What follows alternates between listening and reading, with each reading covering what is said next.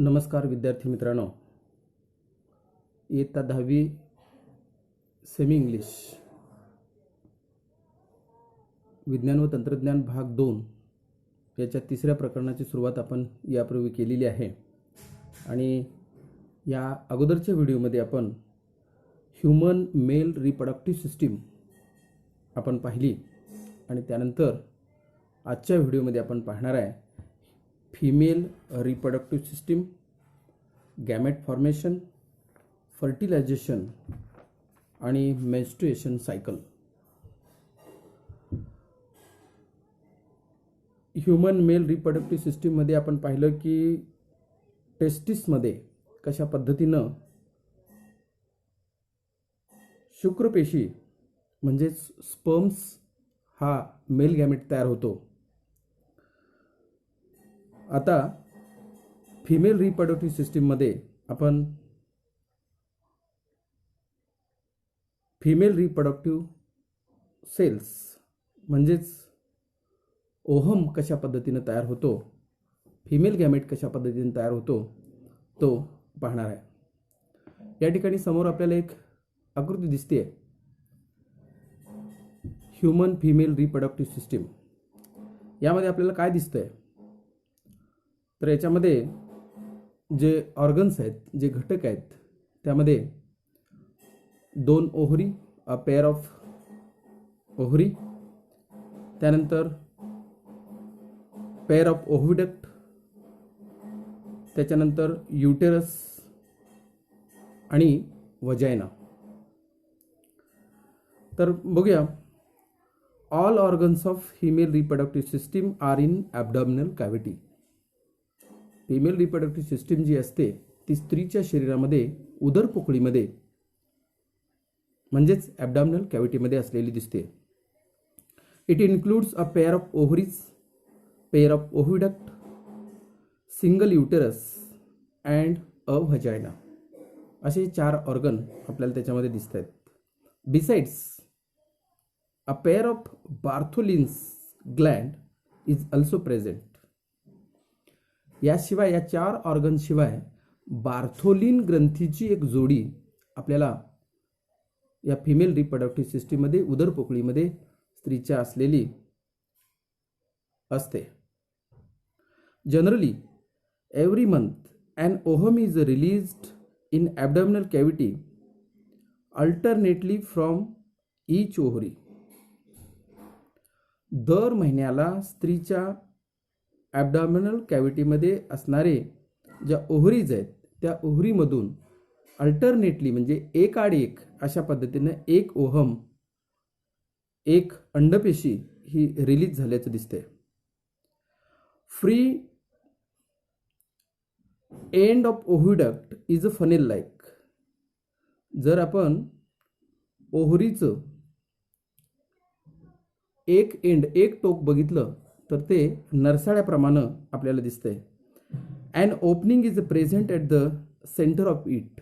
त्याच्या टोकाशी एक छिद्र असतं की ज्या छिद्रामधून हे ओसाइट्स बाहेर पडतात. Oocytes enter the oviduct through that opening. Cilia are present on inner surface of oviduct. These cilia push the oocyte towards uterus.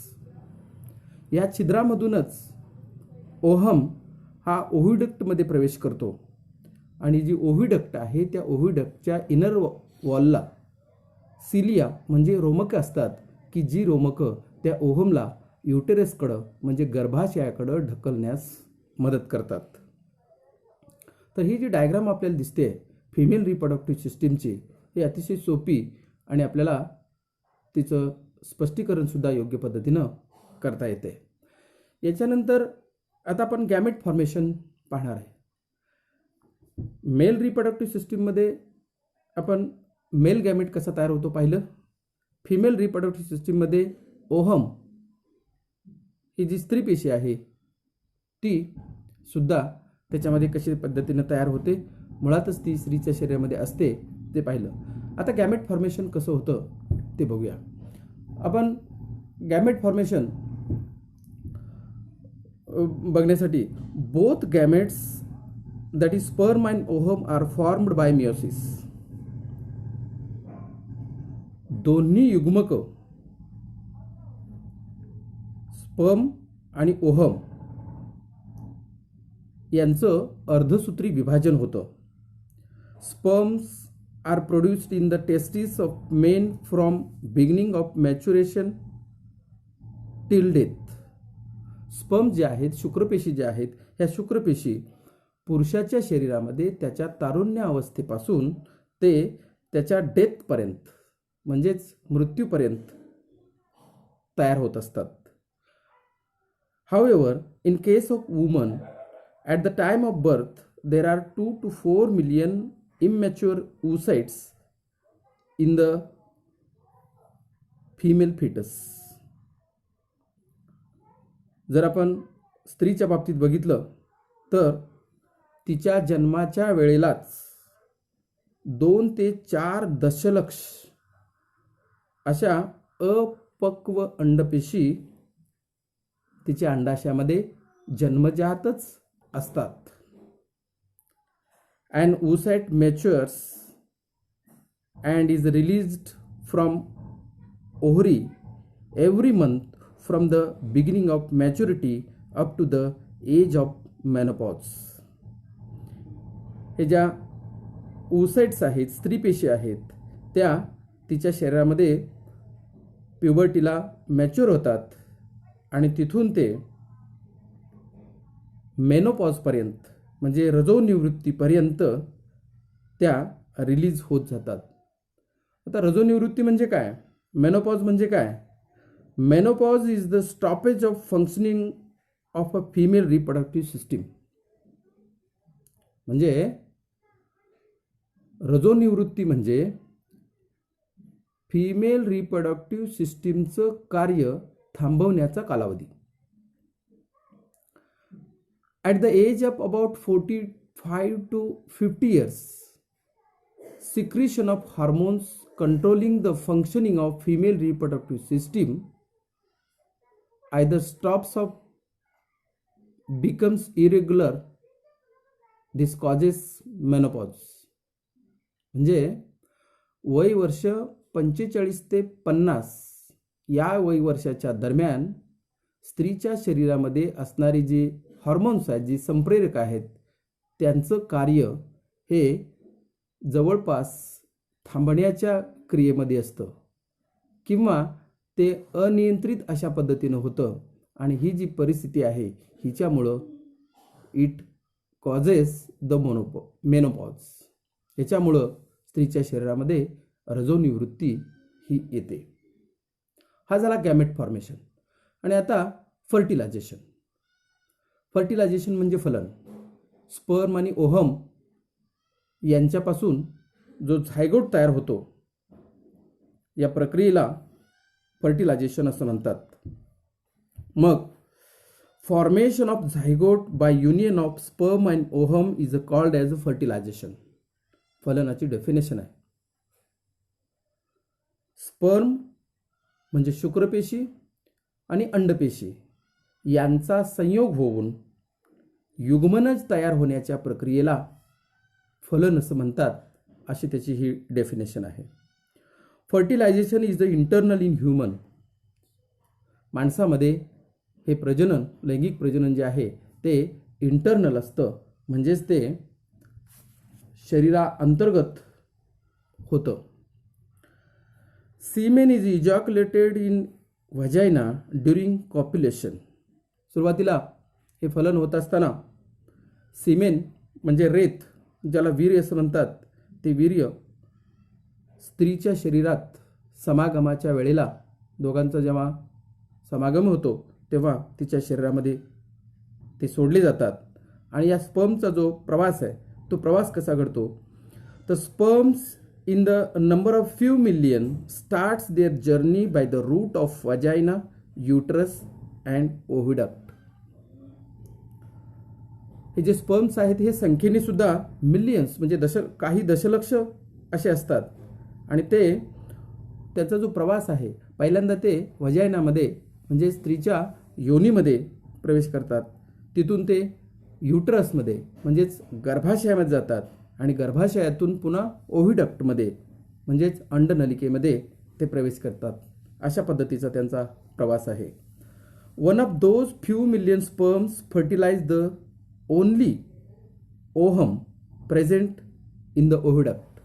त्यातले काही दशलक्ष स्पर्म्स शुक्रपेशी या ओव्हिडक्टमध्ये असलेल्या एका अंडपेशीचं फलन करतात. From the age of puberty up to menopause, that is from 10 to 17 years of age up to 45 to 50 years, an ovum is released every month from the ovary. म्हणजे तारुण्य अवस्थेपासून यौवन अवस्थेपासून ते मेनोपॉज पर्यंत प्रत्येक महिन्याला एक ओहम हा स्त्रीच्या शरीरातून ओव्हिडक्टमध्ये येत असतो. मग प्युबर्टी म्हणजे यौवन अवस्था 10 ते 17 वर्ष वय, तिथपासून ते मेनोपॉजपर्यंत म्हणजे मेनोपॉज आहे 45 ते 50 वय वर्षपर्यंत दर महिन्याला एक ओहम हा ओव्हिडक्टमध्ये येतो. That is out of 2 to 4 million ओहा, approximately only 400 oocytes are released up to the age of menopause. Remaining oocytes undergo degeneration. काही दशलक्ष oocytes मधून केवळ 2 to 4 million ओहा, 2 ते 4 दशलक्ष ओहम जे आहेत त्याच्यामधून 400 oocytes रिलीज्ड. अगदी सुरुवातीपासून ते मेनोपॉज पर्यंत 400 अंडपेशी या अंडनलिकेमध्ये सोडल्या जातात आणि राहिलेले जे आहेत त्या रिमेनिंग oocytes अंडरगो डिजनरेशन, म्हणजे राहिलेले जे आहेत त्यांचा नाश होतो. आता हा जो oocytes फर्टिलायझेशन जे आहे ते फर्टिलायझेशन झाल्यानंतर होत असतानाची जी प्रक्रिया आहे ती डायग्राम 3.18 मध्ये आपल्याला दिसते. इथं अनेक शुक्रपेशी या अंडपेशीला फलित करतानाचं हे चित्र किंवा ही डायग्राम आपल्याला दिसते. याच्याबद्दल आणखी एक माहिती अशी आहे, oocytes released from ovaries during last few months nearing the age of menopause are 40 to 50 years old. स्त्रीच्या रजोनिवृत्तीच्या काळाच्या अगोदर तिच्या शरीरामध्ये असणारी जी oocyte आहे ती 40 ते 50 वर्ष जुनी अशी ती अंडपेशी असते. Their ability of division has been diminished till now. त्या ओहमची पेशी विभाजनाची जी क्रिया आहे ती क्रिया आता हळूहळू संपत आलेली असते, जवळपास संपलेली असते. ड्यू टू धिस, त्याच्यामुळं दे cannot complete mitotic division properly. त्याच्यामुळं सूत्री विभाजनाची प्रक्रिया ही आपल्याला नीटपणे प्रॉपरली होताना दिसत नाही. If such oocytes are fertilised, अशा पद्धतीचा जर अंडपेशी जर फर्टिलाइज झाली, फलित झाली, तर the newborn produced from them may be with some abnormalities like Down syndrome.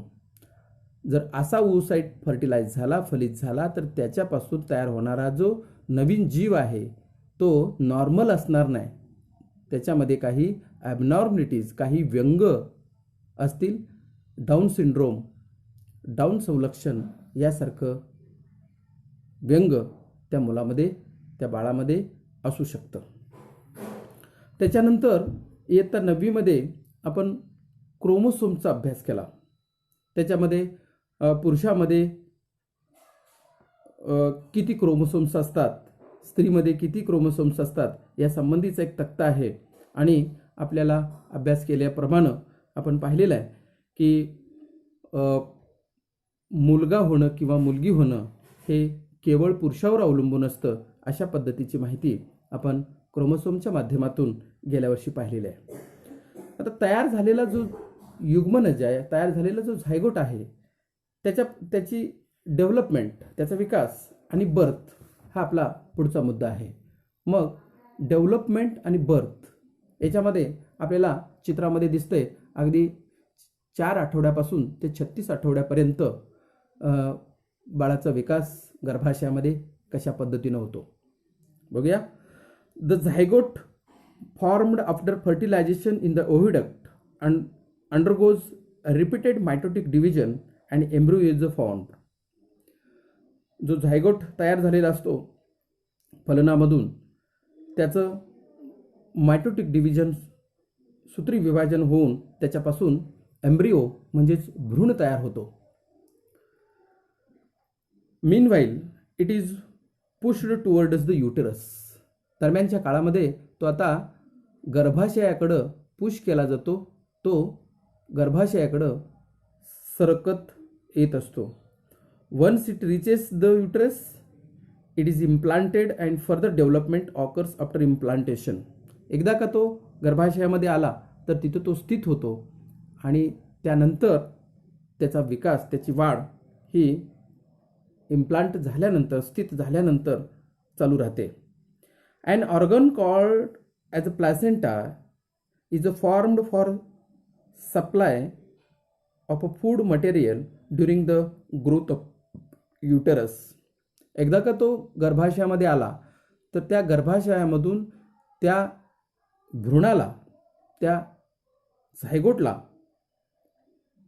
Food material म्हणजे नरिशिंग जे आहे, त्याचं जे पोषण आहे, ते पोषण ज्या अवयवातून होतं त्या अवयवाला म्हणतात प्लासेंटा, त्यालाच नाळ असं आपल्या बोलीभाषेमध्ये आपण म्हणतो. Embryonic development is completed approximately within 9 months after the fertilisation.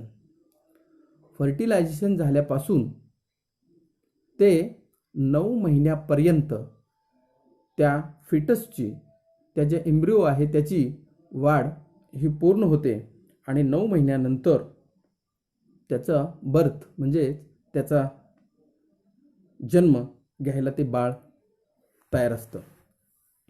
या संदर्भात आपण पेज नंबर 31 वरती एक ब्लॉक आहे की ज्या ब्लॉकमध्ये आपण अभ्यासलेलीच माहिती आहे, बघूया. The man is totally responsible whether the couple have a boy or a girl child. एखाद्या दाम्पत्याला, एखाद्या अपत्याला मुलगा होणं किंवा मुलगी होणं हे मॅनवरती म्हणजेच पुरुषावरती अवलंबून असतं. During zygote formation man contribute either X और Y chromosome to the next generation but female transfers only X sex chromosome to the next generation. ज्यावेळेला झायगोट निर्मिती होते, झायगोट फॉर्मेशन होतं, तेव्हा पुरुषाच्या शरीरातून एकतर एक्स किंवा वाय क्रोमोसोम येत असतो पुढल्या पिढीमध्ये आणि स्त्रीच्या शरीरातून केवळ एक्स हा सेक्स क्रोमोसोम येत असतो.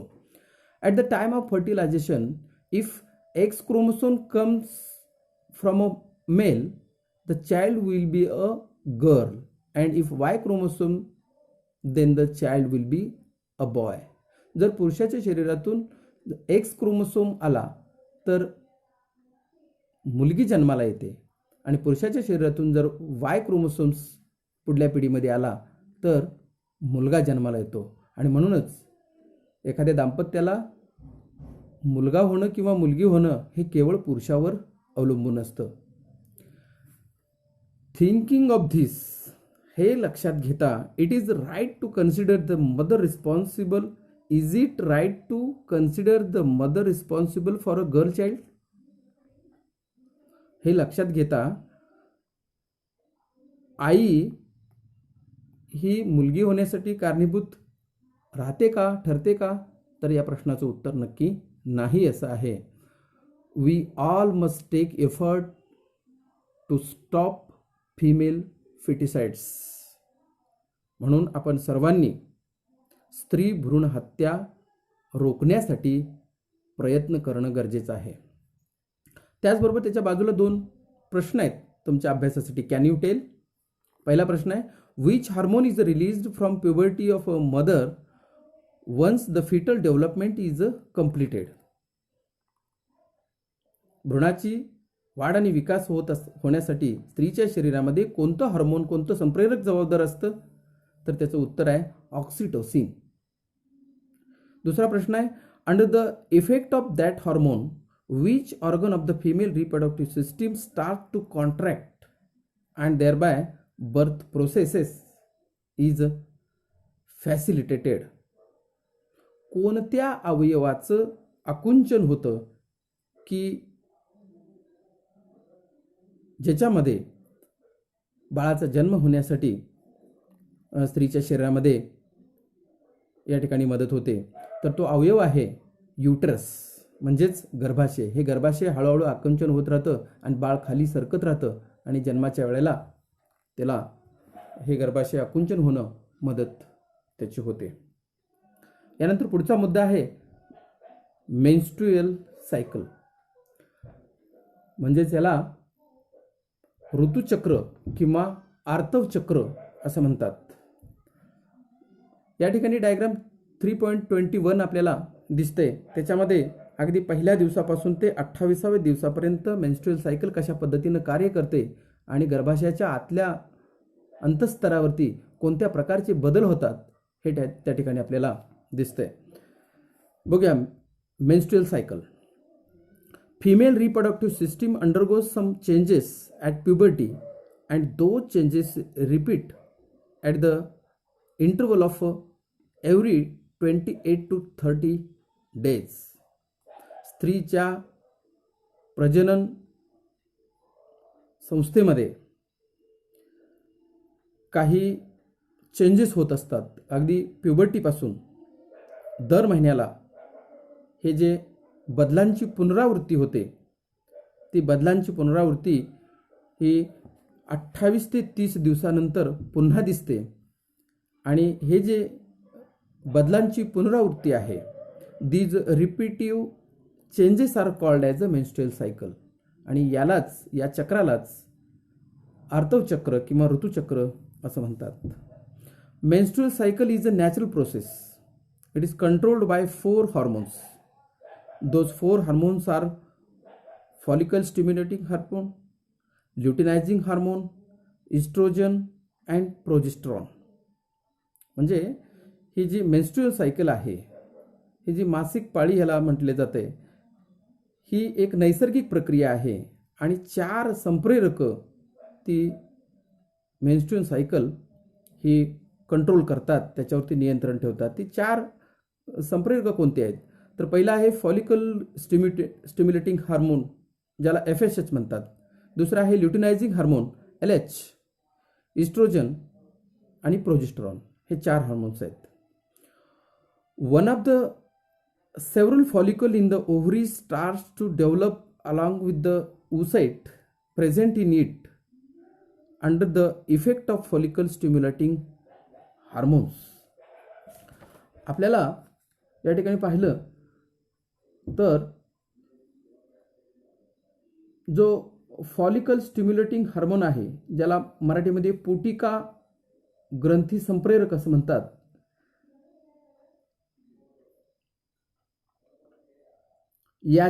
या संप्रेरकाच्या प्रभावामुळं अंडाशयामध्ये असलेल्या असंख्य पुटिकांपैकी एका पुटिकेसह त्यातील अंडपेशीचा विकास व्हायला सुरुवात होते. आणि त्या विकासामुळे this developing follicle secretes estrogen, त्याच्यामुळं इस्ट्रोजन स्रवला जातो शरीरामध्ये. Endometrium of the uterus start to develop or regenerate under the effect of estrogen. आणि त्यानंतर इस्ट्रोजनच्या प्रभावाखाली गर्भाशयाच्या अंतस्तराची वाढ किंवा पुनरावृत्ती नंतरच्या सर्व ऋतुचक्रांच्या वेळी ही होते. मीनवाईल दरम्यानच्या कालावधीमध्ये developing oocyte is released. This is called as ovulation. आणि अंडाशयामध्ये वाढणाऱ्या पुटिकेची पूर्ण वाढ होते.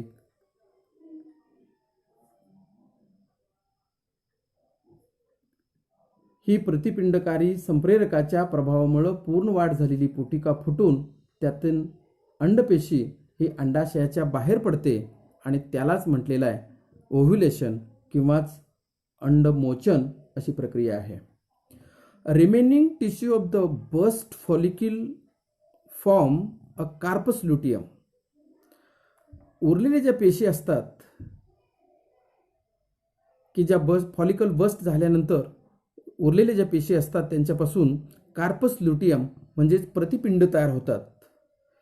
Corpus luteum start to secrete progesterone आणि या कार्पस ल्युटियम पासून प्रोजेस्टेरॉन हे संप्रेरक स्रवतं. Endometrial gland secrete their secretion under the effect of progesterone. Such a endometrium is ready for implantation of embryo. आणि प्रोजेस्टेरॉनच्या संप्रेरकाखाली गर्भाशयाच्या अंतःस्तरातील ग्रंथी स्रवायला सुरुवात होते आणि असे अंतःस्तर असं एंडोमेट्रियम हे त्या भ्रूणाच्या रोपणासाठी तयार होतं. आणि साधारण हा जो कालावधी आहे तो कालावधी असतो अगदी 16व्या दिवसापासून ते 28व्या दिवसापर्यंत. आपण डायग्राममध्ये या ठिकाणी 28व्या दिवसापर्यंत कशा पद्धतीनं एंडोमेट्रियमची स्थिती झालेली आहे हे डायग्राममध्ये आपल्याला दिसतंय. त्यानंतर if oocyte is not fertilized within 24 hours, corpus luteum becomes inactive and transforms into corpus albicans. म्हणजे जर अंडपेशीचं 24 तासामध्ये फलन झालं नाही तर ते प्रतिपिंड अकार्यक्षम होऊन त्याचं रूपांतर कार्पस अल्बिकॅन्स म्हणजे श्वेतपिंडामध्ये त्याचं रूपांतर होतं. Due to this secretion of estrogen and progesterone stops completely. आणि यामुळं हे जे इस्ट्रोजन आणि प्रोजेस्टेरॉन यांचं स्रवण हे थांबतंय. Endometrium start to degenerate in absence of these two hormones. या संप्रेरकाच्या अभावामुळं गर्भाशयाचा अंतःस्तराचा भाग ऱ्हास व्हायला सुरुवात होऊन त्यातील अंतःस्तरातील ऊती या अफलित अंडपेशी योनी मार्गाद्वारे बाहेर टाकल्या जातात. म्हणजे this tissues of degenerating endometrium and unfertilized ovums are discarded out through vagina. वजायनामधून त्या अफलित अशा अंडपेशी या बाहेर टाकण्याची सुरुवात केली जाते. आणि त्याच्याबरोबर this is accompanied with continuous bleeding. आणि याचंच पर्यावसान कशामध्ये होतं तर ब्लिडिंगमध्ये. ब्लिडिंग बरोबर रक्तस्रावामधून या अफलित पेशी शरीरामधून बाहेर टाकल्या जातात. Bleeding continuous approximately for 5 days. हे जे ब्लिडिंग असतं हे ब्लिडिंग साधारणपणे 5 दिवस चालू असतं आणि यालाच म्हणतात menstruation. This is called as a menstruation. यालाच मासिक पाळी किंवा ऋतुचक्र असं म्हणतात. Unless the oocyte is fertilized and embryo is implanted, this process is repeated every month. या प्रक्रियेची जोपर्यंत अंडपेशीचं फलन होऊन तयार झालेल्या भ्रूणाचं रोपण होत नाही तोपर्यंत प्रत्येक महिन्यामध्ये ही पुनरावृत्ती आपल्याला झाल्याची दिसते. आणि जर if the embryo is implanted, embryo जर स्थित झाला गर्भाशयामध्ये, repetition of this cycle is temporarily stopped till the parturition and thereafter period of breast feeding. म्हणजे भ्रूणाचं रोपण झाल्यास अर्भकाचा जन्म होईपर्यंत आणि त्याच्यानंतर दुग्धपानाच्या कालावधीपर्यंत या मेन्स्ट्रुएशन सायकलची पुनरावृत्ती तोपर्यंत थांबते. Several weeks. Severe weakness is felt due to heavy bleeding. This is a higher possibility of infections too during this overall period. Due to all such reasons, there is a need of rest along with special personal hygiene, ही जी प्रक्रिया आहे ऋतुचक्राची ही it is but natural, ती नैसर्गिक असल्यामुळं 4 ते 5 दिवसांचा हा जो कालावधी आहे त्या कालावधीमध्ये स्त्रीला खूप वेदना होत असतात, गंभीर स्वरूपाच्या वेदना होत असतात. त्याचबरोबर भरपूर रक्तस्राव झाल्यामुळं तिला अशक्तपणा जाणवतो आणि या काळामध्ये स्त्रीला संसर्गाची सुद्धा शक्यता असते. या सर्व कारणामुळं या दिवसामध्ये विशेष वैयक्तिक स्वच्छतेबरोबर त्या स्त्रीला, त्या मुलीला विश्रांतीची गरज असते. अशा पद्धतीनं हे आहे मेन्स्ट्रुएशन सायकल, आवर्त चक्र किंवा याला आपण ऋतुचक्र म्हणतो. या ठिकाणी आपण थांबणार आहोत. पुढच्या व्हिडिओमध्ये आपण रिप्रोडक्शन अँड ॲडव्हान्स टेक्नॉलॉजी पाहणार आहोत. धन्यवाद.